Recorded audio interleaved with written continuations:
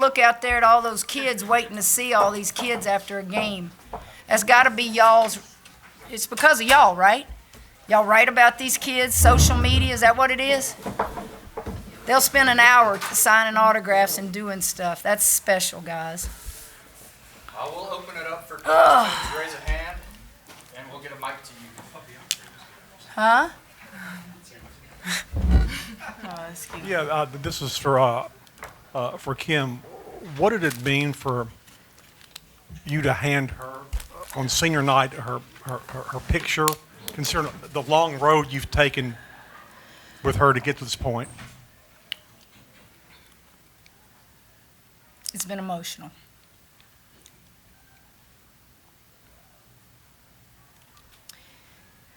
Seniors touch my heart. The greatest years of their lives are the years in college. They don't change a diaper. They don't pay a bill.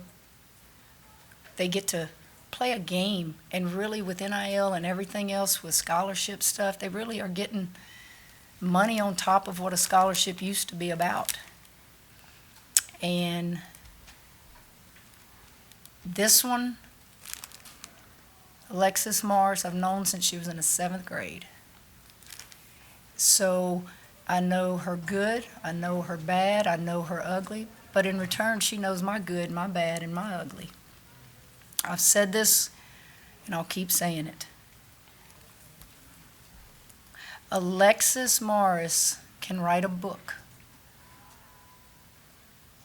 and it'd probably be a bestseller, because I think you would get the truth from an athlete that would not blame a coach like a lot of athletes do. And to see her come, have fun, play in front of that kind of atmosphere again, have an opportunity to be drafted, it's emotional. But I was emotional for all 4 of them, before the game and after the game, because they will never play another regular season last game in their home arena. They'll play a couple more games in the playoffs. But when they take that uniform off for the last time and they hang it in that locker room, or in that locker, unless you're an athlete, you don't understand that gut-wrenching feeling. Some will go on and play pro ball, but it's just something about college. Alexis, would you talk about, did you have it in your mind to take over in the 4th quarter, and did the shot being waved off have anything to do with it? The shot being waved off probably did give me a little more ammunition, but I'm one of the go-to players in clutch moments. Got Coach Mulkey yelling in my ear, go get the ball, go make a play, get the ball to Angel. A lot of that pressure is on me. But it's not really no pressure. Another reporter asked me before the game, in the 4th quarter, you're usually like the clutch player, and I say, well, it's because I put in a lot of work behind the scenes, so I'm comfortable with making those shots or missing those shots during those heated moments. But it's something I definitely embrace, and fortunately, I've just been fortunate to knock them down in this type of atmosphere, thanks to our fans, because I don't think I could do it without our fans and my coaches and my teammates believing in me. Kim, Alexis had a couple of long twos, and of course one that didn't count long in the 3rd period, but have you seen an 0 for 14 three-point stat line in a while? Are you watching my eyes? I'm sitting there looking at that right now, and I said, ooh, we won by 15, and we did not hit 1 3. I knew Jasmine didn't hit a 3, but I didn't realize that we shot it 14 times and didn't make 1. I don't know that I've ever been a part of a game where we didn't make at least a 1 3, but I'll take those 27 free throws. I'll take those 48 rebounds. Whatever it takes. They came through and won. 8 turnovers, I see that too, because I've been harping on that. We just played, in my opinion, the hottest team in the SEC. Those guys take you off the dribble as good as anybody. They played South Carolina to within 8. They have beaten a lot of teams here of late. They're playing good, and they will get in the NCAA tournament. If they don't, it would be awful. And I told Sam that, their coach. They're playing hard for him. He runs good stuff. And I was proud of our effort. Coach, aside from the poor three-point shooting performance tonight, was this the kind of game you wanted to see going in to the postseason, knowing that the SEC tournament is coming up? I'll say this again. If I was the champions of the SEC, if second place, I struggle the older I get with why do we play conference tournaments? Why do you play them if you're already in pretty good shape for postseason? You play them for the Cinderellas. You play them for those that are on the bubble. So I have to motivate this team to understand, oh yeah, we're competitors. We're going to play for something. Now, I've never won an SEC tournament game as a coach. We got knocked out right out of the gates. And then Kentucky went on and won it last year. So our goal is to win one more in the SEC tournament than we've done since this staff has been here. LaDazhia, you were able to make shots that were really important for the team. How do you feel coming out here for your senior night and helping your team get the win? Really, I just did things that we worked on in practice. We really emphasized getting into the post, and we knew how they were going to play us. So we knew we had one-on-one opportunities, and I was just able to just knock down shots that I work on in practice. Big stat. Look at the offensive boards. Big stat, 21-3. That's a big stat, guys. LaDazhia, this is your third game with where you kind of stepped up. Is your end of your senior year approaching, having something to do with that? Do you feel that? I just think it's just me being aggressive and knowing that I could score the ball also, and just playing my role and doing whatever my team needs me to do.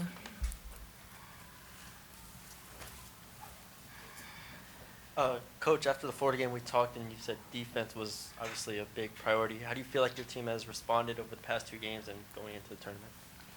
Better. I said after the Vanderbilt game, I thought the first half was as active as we've been. Tonight, I can't just say we were as active, but a lot of that has to do with Mississippi State. They are hard to defend. And when you get caught in a one-on-one situation trying to defend the dribble, do I help? Do I not help? Do they kick it out for a three? Here's the thing. They only made 4 threes. And I want to say 2 of their 4 were post players. So I thought we did a good job of taking away the 3 ball. We gave up more layups than I would have liked, but I can't compare what we did at Vandy in the first half and tonight. What I can tell you is they listened to Scout Report. They're trying to do better in having 5 LSU players be active. We weren't active offensively at the beginning of the game, but that's because Mississippi State confused us on some things. We thought, well, is that a man? Is that a 1-2-2? Is that? And Lex and Poa, those guys have to make decisions with the ball in their hands sometimes. And credit to Mississippi State, they kind of kept us off balance, and we were stagnant a lot.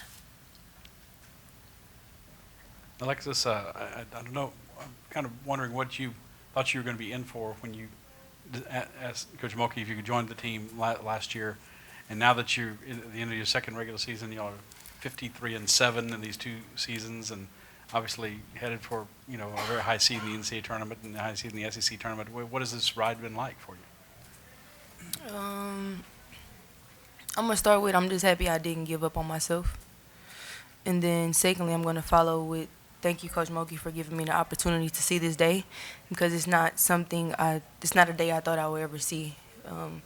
Transferring from Texas A&M, I said this before. When I left A&M, I didn't have a sense of direction of even playing basketball. I was like, this is it. I don't want to do it no more. So I'm just thankful to see and celebrate these moments with people who've known me since I was a kid. I think that's most important, just being around people who believe in you. Coach Mulkey believed in me since I was in the 7th grade. So thank you, Coach. Thank you, Dee. Being like the big dog on the team, just always just being funny and believing in me as well. They always let me know, like, bro, you the PG, like, take over. We need you to lead. It's been definitely remarkable and memorable, and I'm definitely gonna miss these days, and I'm gonna miss LSU and the fans and Miss Lori back there. She's quiet, but she shows me a lot of love, and I'm surrounded by people who genuinely care about me, and it's kind of hard to find in the next chapter I'm about to take. So I appreciate it. There are things that you wouldn't know that are important to us as a team that I'm seeing we're getting through. One of the biggest, and you won't write about it, but one of the biggest things that was done in that game tonight, other than rebounds and scoring and winning and all those things, was this kid right here gathering her team at the foul line one time. And I looked at my coaching staff and I went, wow. That's when you know she has a sense of urgency and that it's okay to speak up and that I'm a senior and it's okay for me to gather us together at that foul line and call out the play. And that means absolutely nothing to you. But as you continue down this road of trying to win the next game, it's a sense of ownership. And Day doesn't even know I saw that, but you did that, didn't you, Day? Yeah. And the other day at Vandy, before the game, she did a team check to make sure everybody was locked in. Coach, you wasn't back there, but that's a huge moment for Day because she's mild and she's quiet and laid back. It's like, okay, we better get locked in. LaDazhia, Alexis, as you guys watched that senior montage on the Jumbotron, it must have been hard to contain yourselves. What were some of the things going through you guys' minds as you had to wrap around this fact that it was your last home game? Well, we still got 2 more home, but Yeah. it felt great. Like, this is my 3rd school, but I love the atmosphere here and the coaches. Like, they really believe in us, and it's just a bittersweet moment, but I know we still got more games ahead of us, and we know where we're trying to get to. Yeah, definitely bittersweet. I want my senior night to be in Dallas. Yeah. I'm a Texas kid, so my ultimate goal is to get back to home. And not to say LSU isn't my home, but Texas is where I was born and raised. So that's where I would love to celebrate my last game in Texas. Got time for a couple more questions, guys? Alexis, I'm sure you've heard the message from Coach for extending the lead. In each quarter, you had a chance to maybe blow it out, double digits, and they were able to kind of come back into the game. You didn't let that happen in the middle of the 4th quarter. They got it to like 5 points, and then that was it. You helped stretch it back out. A couple of inbounds jumpers. Can you talk about just the mentality to try to really put them away? Our coaches have been stressing to us, learn to put teams away when we're already on their necks. So I think we had them in double figures, and we let them cut the lead. It's something that we're starting to take pride in, and we're taking it personal as a team, and we're being challenged by our coaches to do so. So. We talk about separating. Yeah, we talk about separating. Ourselves. Yeah. We keep having a turnover here, a bad shot here, and if you don't bring it to their attention, they'll never correct it. Yeah. And so that's been harped on for about 2 weeks now. Yeah. Separate yourselves. And as the PG, it kind of starts and ends with me knowing who to pass the ball to, knowing when to go get the ball, me taking bad shots at the rights. It's all about situations. Yeah, like I said, it started and end with me. I got to do a better job, too. Obviously, Grant had mentioned Angel tying Sylvia's double-double record, 27 in a season. I just didn't want to neglect to ask about her influence on this game and matching Sylvia fouls. I know that you were coaching when she played, so you probably remember her pretty well. Well, I said, write this stat down, 21 offensive boards, didn't I, to their 3.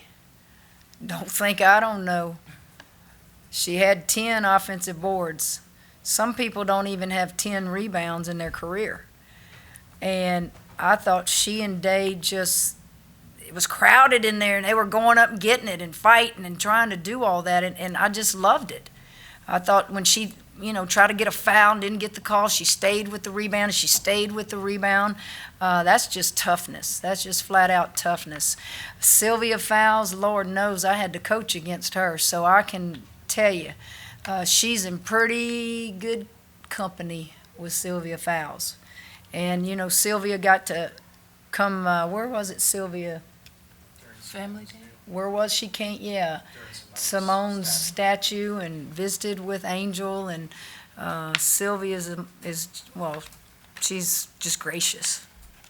She's gracious. She's just a happy person, an outstanding basketball player. She's a Hall of Famer. Hope to get her a statue out there someday because she's deserving of it. But she was most gracious to Angel, as was Simone. Angel was a little pup looking up to those guys, and she'll break records.